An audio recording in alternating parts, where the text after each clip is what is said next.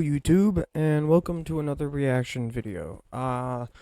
Somebody had asked me if I've seen Vita Carnis before a couple days ago. I have, but I don't remember it entirely. So we're just gonna go ahead and react to it. Here we go. Warning: this video talks about and shows imagery of graphic content like gore, flashing lights, classified material. Federal law provides severe civil and criminal penalties for unauthorized viewing of this footage. Any reproduction, distribution, or display of this video is prohibited. The possession of this footage may lead to investigation and detention. If released from custody, the apprehended will face a penalty of 500 grand. Jesus fuck. They serious. You better not. Oh, whatever Universe has said, and you better not get caught with this shit. Damn, if you got in jail, you're still fucking screwed. The fuck? On planet Earth, life has thrived for millions of years. I'm sure it has. Creatures big and small have found ways to adapt and evolve to flourish in all types of environments. I'm glad they have. From barren wastes to lush forests, life can be found. Earth has homed these creatures since the dawn of life itself. They are. Only until very recently, things have changed. New life forms have appeared all around the globe and completely changing the balance of nature and what we know about evolution itself. Sounds like a pretty whack-ass science experiment. That is why we, at National Living Meat Research, have been studying these new species, trying to help educate everyone about these creatures and their wondrous ways of life. First, what are these new life forms? I don't know what it is. Since their explosive arrival across the globe in 1931, there has been much debate on what these newcomers are, and where they came from. Okay, so it takes place... Are they extraterrestrials coming to invade Earth? Or are they demons who come from hell to purge humanity? From what our scientists have discovered, no. The origins of these creatures are solely to Earth, miraculously out of nowhere. We don't know why or how, but one thing is for certain, Earth is now their home. Well, no shit. What these creatures are is mysterious and still not well known today. But here is what we do know. These creatures are comprised mainly of muscle tissue, organs, and bones. They greatly resemble animals with no skin, or store-bought meat. That just sounds Because of these characteristics, they have been named accordingly as Vita Carnis. The Carnis species consume decaying, organic matter, but their main diet is composed of raw meat, not including their Carnis relatives. The Carnis only appear in places where there is an abundance of crawl, which leads to the first creature of the Carnis species, the crawl. Fair enough. The crawl is a growth of meaty tendrils that closely resemble the small intestine, the only difference being the dark red coloration. These tendrils grow in a similar pattern as vines, mold, or fungi. That's disgusting. A primary stem structure fungi. is the host to divisions of other, smaller branches. In each tendril contains a variety of veins, arteries, and other similar organs used to transport nutrients absorbed from its surroundings. Why? The ends of these tendrils are equipped with organelles used to absorb water and organic matter necessary for growth. That's fucking nasty, bro. The source of these organic materials is mainly found in dirt and soil on surrounding surfaces. Using its root-like tendrils, it absorbs the material and processes it into usable energy. Although, the crawl also obtains energy through another means. Using a sophisticated form of photosynthesis, the dark pigmentation of the smaller branches is ideal for absorbing sunlight, and therefore allowing solar energy to fuel the crawl's growth. Because of its efficiency, it thrives in almost all types of environments, easily allowing it to spread across the world, and can be found pretty much anywhere. Sorry, I had an itch there. Its recent inclusion in the ecosystem has caused many major changes in nature's balance. Well, no crap. One may assume that the crawl's presence may outcompete any other competitors, but due to its unique life cycle, where old branches fall off and decay into nutrient-rich compost, all forms of life seemingly flourish instead. Actually, that's pretty damn handy. The crawl's abundance grants plenty of nourishment to all animals, from plants feeding on the decayed crawl, to a degree, herbivores thriving on increased plant population, and carnivores feeding on both the abundant prey, and are able to eat the crawl as well. The presence of all these animals leave behind waste, which will be broken down and consumed by the crawl, and the cycle begins again. Jesus Christ, sorry, my arms at you now. This form of symbiosis leads to an environment where all populations thrive. Humanity also uses the crawl to our advantage. Because of the supernatural rate of growth and its richness in nutrients, it has been sustainably cultivated into domestic farms. The crawl is harvested and processed into fertilizer, which greatly increases crop yield and quality. It does, I would imagine. The crawl may also be used as a food source for humans, and reliably so. But due to its unkindly appearance and taste, it has yet to reach cuisine standards. Really? The crawl also plays a very important role in the next creatures that we have been studying. Nice. Sometimes, in a crawl-populated environment, a node of meat may develop on one of the branches. This node will fall off and grow into a functioning organism, and go to live on as an independent animal. This leads us to the upcoming species that we will be discussing. It does. The first of these creatures are the trimmings. I think I remember what the trimmings are. Trimmings are small animals that resemble skinned raccoons. They are commonly known to have a plump body, round head, small eyes, nose and ear holes, and an agape mouth. They are also equipped with a diversity of limbs. All individual trimmings are unique, each with a different body shape, number of limbs, and other characteristics. One thing they all share in common is that they are made mostly of meat tissue, and are a maximum of 20 centimeters in length, no larger than a basketball. Its life starts with its separation from the crawl. It will wonder to find anything that is edible and able to consume. Alright. Although it is an omnivore, being able to hunt meat and forage for plant matter, trimmings are almost entirely scavengers. Their diet consists of rotting plants and meat, including, but not limited to, alright, hit me. Fruits, vegetables, roots, seeds, insects, and deceased animals. As to be expected of an omnivore. Although its appearance is unsightly, it is a cowardly creature, only fleeing, screeching, and hiding when threatened. Because of its lack of defensive traits, it lies near the bottom of the food chain, making it easily overpowered and picked off very regularly by predators. Fair enough, it does consist of a lot of meat. Its population would eventually die out. This is not the case. The crawl constantly produces a large quantity of trimming nodes, keeping up their numbers. That actually balances out the food chain problem a little bit, actually. Trimmings can be found wherever there is abundant crawl. Trimmings grow at a decent pace, reaching maturity at around 7 months, having a maximum lifespan of 2 to 4 years. Well, that's really short, actually. Although they are plentiful, humanity has no proper way to implement trimmings into society. Their overabundance has even considered them pests, due to them digging through trash bins and making excessive noise at night. Fair enough. Besides all of this, some people still keep trimmings as pets, and relatively domesticate them. Nuisance or not, trimmings are a wondrous creature, from their plentiful numbers, to their skittish nature. They are truly a thing to behold. I mean, they're kind of gross looking, but I mean they're neat. The next species on our list is the meat snake. The what now? The meat snake. The meat snake is a worm-like creature, made of a variety of types of meat, coated in a transparent, skin-like membrane. That is disgusting. Its size varies during its lifespan, depending on how much it consumes. When it first separates from the crawl, it is only a few centimeters in length. Eventually, it will reach an average length of 5 meters.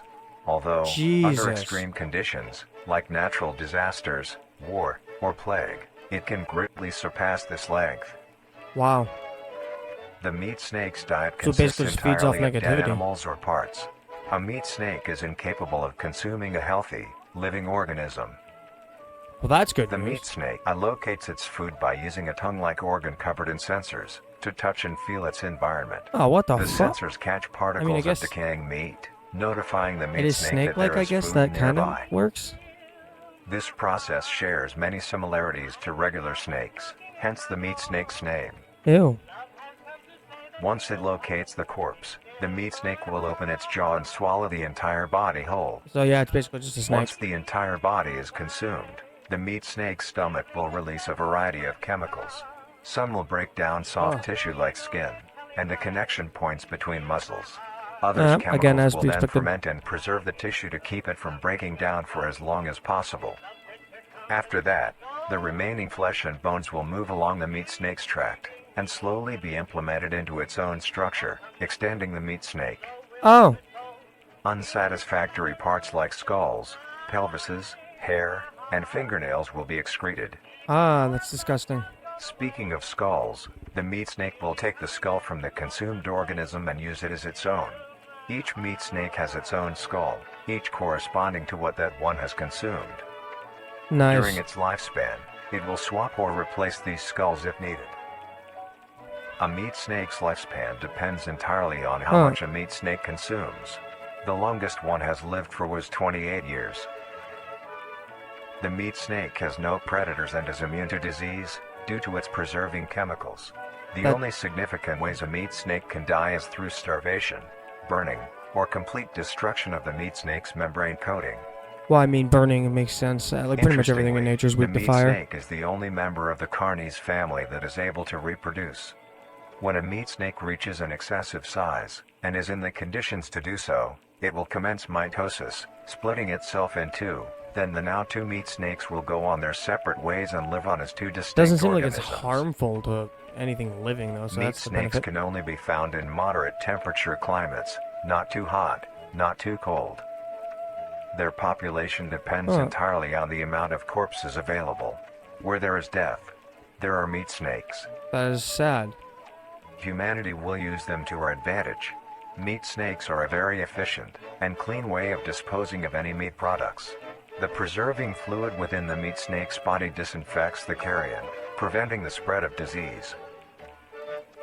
Humans use meat snakes in butcher shops as a waste bin, dispose roadkill, within war on the battlefield to dispose of festering bodies and parts, and within zoos to dispose of deceased animals. They are extremely tame, not caring if any creature is around them, only acting defensively when it is within consuming a meal. This means they are very easy to tame. That's pretty fair, I guess. Overall, meat snakes are a marvelous creature with a very interesting way of sustaining itself. I don't know about marvelous there. It is an amazing experience to encounter one, as long as you don't mind the smell. I mean, that's fair. Our next creature is the mimic. I think I remember this one. The mimic. Oh, yeah. The mimic is a fucking bipedal creature gorgeous. with uncanny similarities to humanoid anatomy. They greatly resemble humans without skin, with added exaggerated features. These features include extended finger length, What the longer limbs, fuck? bulging, empty eyes, and their most prominent feature, a wide, teeth-filled smile. Fuck Although you. it resembles That's disgusting. a happy face, this is due to coincidence, and is only how their facial structure is shaped. The maw of the mimic contains much more teeth than humans, and their teeth is comprised almost entirely of incisors, with some canine and premolars in the back. This tooth composition is ideal for biting down onto meat and swallowing chunks whole. A mature mimic's diet is comprised entirely of human flesh. Fucking beautiful. What the fuck? Because of this, they are found solely around human-populated areas. The mimic's life cycle is made of 3 stages. Don't tell me. In the first stage, a young mimic separates from the crawl. They closely resemble their trimming relatives, but are thin, sleek, and only have 4 appendages. In this stage, the young mimic will hunt small animals, moving on to larger and larger as they grow. Once large enough, it will begin metamorphosis into the next stage of life. Once fully transformed, it will resemble the description mentioned in the beginning. Its hunting style changes and becomes much more complicated. It now stalks and feeds only on humans. It will locate human-populated area and begin its search for an easy target. To blend in, it may use objects to conceal itself. These include clothing, mannequins, and furniture. There's no fucking way that you're not gonna fucking Once a notice target that. has been found, the mimic will observe its prey and learn its routine and when it is most vulnerable. This is typically when the human is asleep at night. Oh, fuck that. Once the prey is within position, the mimic will advance silently until it is close enough. The mimic will then execute and immediately begin consumption. Once the mimic has had its fill, It will leave the scene That is... a fair distance away from the human population and begin to digest its meal. I don't like it. Although, in the case that a human is awake, a mimic will use a variety of sounds to either lure or startle prey into cornering themselves. Once a human is in place, it will swiftly attack and kill the helpless target. Ah. Oh boy. What's this about?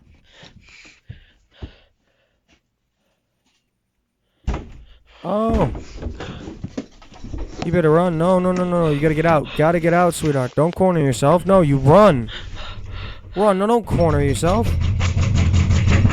It's smart. It knows you're in there. It's not dumb. Turn the flashlight off. Why?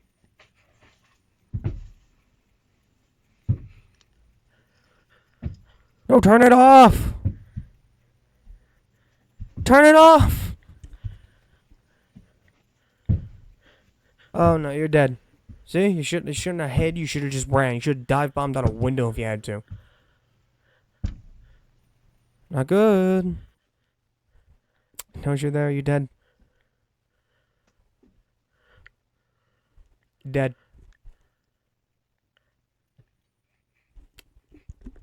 It's gonna die. Look at. Oh. Oh, that is beautiful. It's beautiful. Oh. Oh, that's... Oh. Oh, let's go back. Oh, God, The next no. Get off stage the of the mimic's volume. life cycle has Let's go back. Wow. Let's go back. Pause on. Oh, look at that fucking beauty. That is disgustingly terrifying right there. God, oh, wow. Beautiful, I'm telling you. The next stage of the mimic's life cycle has two potential morphs it may develop into. If a mimic has a consistent supply of food, it will develop more human-like features. It will grow skin, hair, and by the end will look nearly identical to a human being. That is... No, fuck It now can blend that. entirely into civilization and lure other humans more effectively. That is... The second type of morph happens when a mimic receives an overabundance of food. It will grow into a larger, more evolved hunter. Its proportions will increase in length, and its humanoid features will fade away. It grows a thick, dark coating of a flexible skin, which is highly durable, and increases in strength the more the elder mimic consumes. This excludes the face, which is now coated in a pale pink skin. The mimic's teeth have also moved deeper into the mimic's throat, leaving its mouth a toothless grin. It uses the dark hue of its skin to hide seamlessly within a dark environment. Its skills have also been heightened. This makes an elder mimic one of the most efficient predators on the planet. Because of the obvious threat this poses on humanity, nations around the world have released instructions on how to be able to fend for yourself in a mimic encounter. Here are the instructions. Alright, hit me. 1. Avoid going out alone if your location is known to have mimics, or there have been mimic sightings. Yep. 2. That's pretty obvious. If you encounter a stationary mimic, seemingly unfazed by your presence, quietly leave the location and alert your local authorities. Oh, okay. 3. Oh. If pursued by a mimic, get yourself into a position where you are able to flee. Mimics will rarely attack if a person has a clear escape route. That's fair. 4. In the event that you have been cornered by a mimic, roll into the fetal position, protecting your neck, face, and vital organs That from doesn't attack. matter. She's gonna Make rip... as much noise as you can to alert any other people. 5. Is it gonna work? If you have a weapon, do not use it. A mimic is fairly resilient, and any strikes or shots on a mimic is not effective enough to bring it down in time. Time to legalize Instead, homemade use flamethrowers. it as a barrier between you and the mimic to block This any is attacks. where flamethrowers are great. 6. Make yourself a flamethrower. You can do In a it. situation where a mimic is hunting in the immediate area, and is not aware of your position, hide somewhere low, like under a bed or behind other furniture. A mimic will not linger too long to search for prey, and will move on. Alright, that's Be handy to safe, know. and avoid any encounters with a mimic at all costs. Next up, the Harvester. The Harvester. Ah.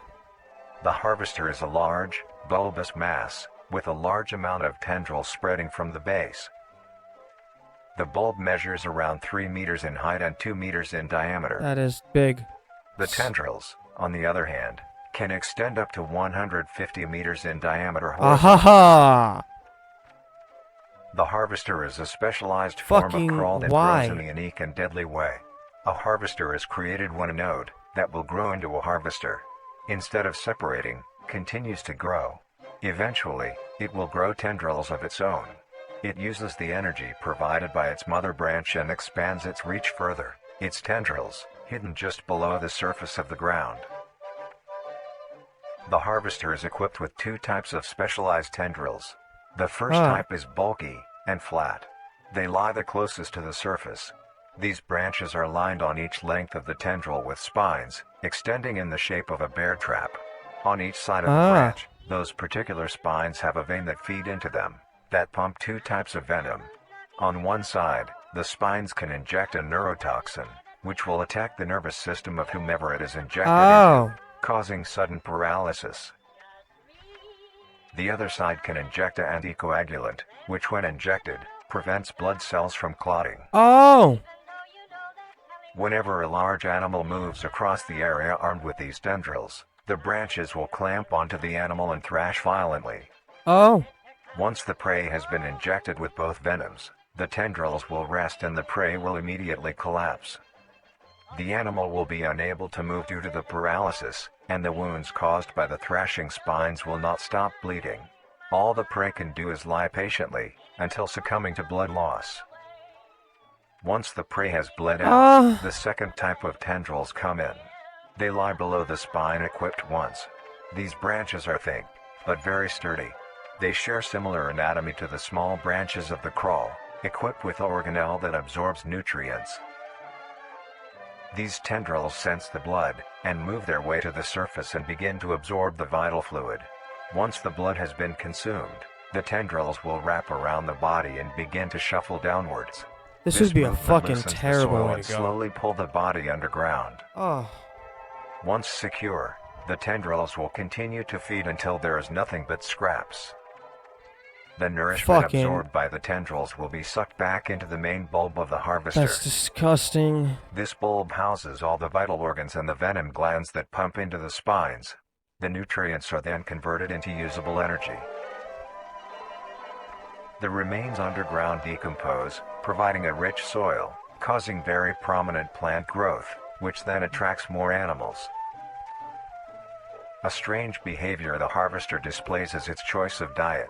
The spines will only activate on larger animals, allowing smaller ones to pass by unaffected. The spines will also not activate on some species of bird. There are a couple theories as to why this happens. Nature can just be weird. It could be that attacking smaller animals would cost too much energy for what they get in return, making it not worth the time. That would be more than likely the explanation. Could be that smaller animals may attract larger animals or predators, allowing a safe place where prey may thrive, and lure more predators. That's actually pretty good. It is astonishing. Although it is a spectacular creature, it is also very dangerous. The harvester is decently rare, only populating sparse areas in the northern hemisphere and woodland forests. If you are stung by a harvester, there will be no way of helping you, being that there is no cure, and fatality is 100% positive. Yeah, no shit. The best thing you can do is avoid encountering a harvester in the first place. If you are hiking, take note of any warnings or signs saying that there are harvesters around. If you also notice an abundance of lush, ground-dwelling plants in a forested area, and there are no signs of wildlife, this is suspicious and you should leave the area, staying close to the base of large trees or rocks. If you find yourself in the middle of a harvester ground, do not panic. Sudden movements may activate the tendrils and will inject you. Although a harvester is rather forgiving, do not risk any skittish movements. Remain calm. If you have any objects with considerable heft, like coats, backpacks, or full water bottles, gently take that object and lightly toss it towards the bulb, and away from your escape route. This will activate the spines on where the object lands, distracting the bulb for a moment. Ah. You will then slowly begin to do wide shuffles away from the bulb. If possible, throw another object when you are certain you are a fair enough distance away, just to be safe. I'd be willing to Continue sacrifice until you are anything to completely save sure myself you are out from of that. harm's way. You may come out unscathed, but don't be too obnoxious, or you will be a harvester's next meal. Next What up the is fuck? the host. The what now? The host of influence. I The don't host of remember this one at all. influence, more commonly referred to as the host, has its name derived from a host who invites guests to an event. Not to be confused with a host, a harborer of parasites or disease. The host is a semi-humanoid looking organism. It has the structure of a head, torso, Oh god, and what the arms. fuck? Other than this, it shares no other characteristics. Oh. The lower half of the host is comprised of a mass of fibrous tissue and tendrils that burrow into the ground to hold the host in place. Instead of skin, the host is covered in muscular tissue fibers, tendons, and veins. In some parts of the body Ew. are covered in a meaty plate, used to cover any large exposed areas, That's but disgusting. allowing movement. The host's head has a smooth surface where the face should be, attached to a crooked neck, which houses a slit in the front used for feeding. Of course it does. On the host's back is a mound of pores. Protruding from these pores are hollow, Yep. hair-like structures, extending outwards. These hairs are course they are. barrels that release spores produced within host's body by being fired into the air. These spores are hazardous, so keep clear of them at all costs. Luckily, the host is rare, only found in North America. Oh, well that's good news. That's where I live. Obtaining info about the host is a very risky and daunting task. This is because of their rarity and of how dangerous it is to be up close to one. Ah. The spores released by a host is very dangerous when inhaled. A host will release a cloud of spores into the air, which will be picked up by wind and carried great distances. If an organism inhales the spores, the particles will find their way into the organism's brain and infect them. No. An infected No. organism will Fuck show that. no No, no. symptoms of Fuck. infection right away, but a couple hours after infection the infected organism's behavior and thought process will change. No. Fuck. The Fuck. first No. symptoms that appear are restlessness, sluggish movement, numbness of joints, and lack of coordination. Oh Then god. more serious symptoms appear over time. These include dizziness, migraines, impaired speech, and trembles. Oh what the fuck? If you, or someone you know show these symptoms, contact poison control or emergency services. After a total of 6 to 7 hours after infection, the organism will cease all activities they were previously Oh, doing God. and begin to walk. The direction the infected will walk is towards the host whose spores have been inhaled by the infected individual. Oh god, no, don't tell me, don't tell me. If the infected makes their way to the host, they will kneel down in front of it, expose their vital organs, and the host will promptly gut and remove those organs. Oh! The host will consume them and Nice. discard the leftover scraps. However, if an infected organism doesn't reach the host within a 36-hour span or is treated for their infection, the effects will wear off and return back to normal. Okay, so that's good. If a host is unable to find prey or doesn't like its current location, it will unroot itself and move to a new location. It can move? Their scarce numbers and the hazard of being around one makes getting info about the host very daunting. All you need to currently know is that the host is extremely dangerous and should be avoided at all costs. Next, I'm moving from North the America. monoliths. Oh, what the fuck is that? The monoliths. The monolith is a very new creature, only showing up in June of 1972, in the area of. There are only 7 monoliths, all of them located in a circular position, 1.5 kilometers in diameter. No, there's something This more to ring of that. monoliths surround. Yeah, there's definitely more to that. Okay, there's The some. monolith is a Titanic-sized They beam, really don't want you to know a measuring lot roughly about this one. 120 meters in height. Each monolith has two trunk legs that are firmly embedded underground. I The did not legs know connect that. to a torso. The creature itself is made of hundreds of thousands of meaty strands, tightly woven together to form the structure. What the These strands fuck? end at the neck, fusing into a solid mass of hardened flesh in the shape of an upside-down triangle, with a hole in its center. On each side of the monolith where arms would be, there are dozens of long, rope-like appendages. These reach just barely to the ground. At the creature's feet, the strands go deep into the earth and extend horizontally a decent distance away. What the monoliths do is simply stand and do nothing. The only activity documented that the monoliths have done was in There's more to it. During this period, they were extremely aggressive.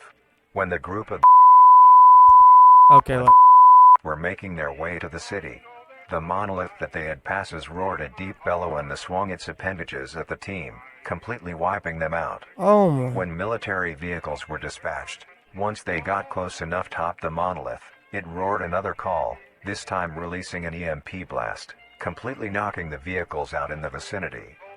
Finally, long-distance rockets were fired. I'm not and gonna lie to you, I struck don't the know what they're creatures. doing, mate, but they seem to be harmless enough as long as you just fucking leave them alone.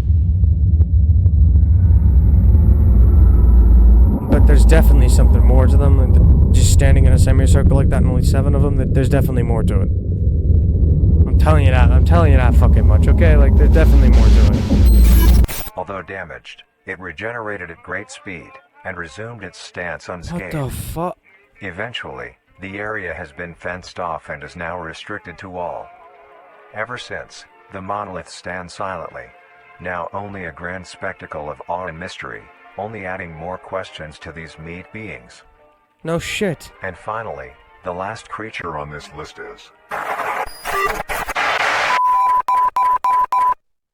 What the fuck? The singularity is an orb comprised of a dark-colored mineral with hints of luminous colors within its core. The singularity is estimated to be 1 meter in diameter. The orb has several unique qualities that are not well understood. The singularity typically can be found suspended in air by an unseen force. There are also a variety of readings that have been documented coming from the orb itself. Various things like magnetic fields, energy signatures, and other pattern-like signals released by the singularity. The population of these creatures is unknown. Almost all info about the singularity is hidden or confiscated by officials. We were only able to receive one classified document about the singularity being held by...